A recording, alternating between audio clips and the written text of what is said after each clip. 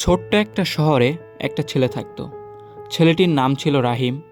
রাহিম খুবই বুদ্ধিমান ছিল, কিন্তু সে সবসময় দুষ্টামি করত এবং সকল কাজ সহজ উপায়ে করতে চাইতো।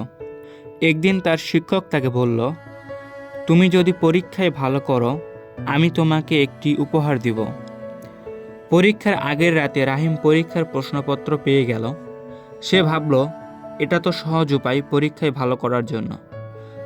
পরীক্ষার দিন সে প্রশ্নের সব উত্তর আগে জেনে এসেছিল। ফলাফলে সে প্রথম হলো।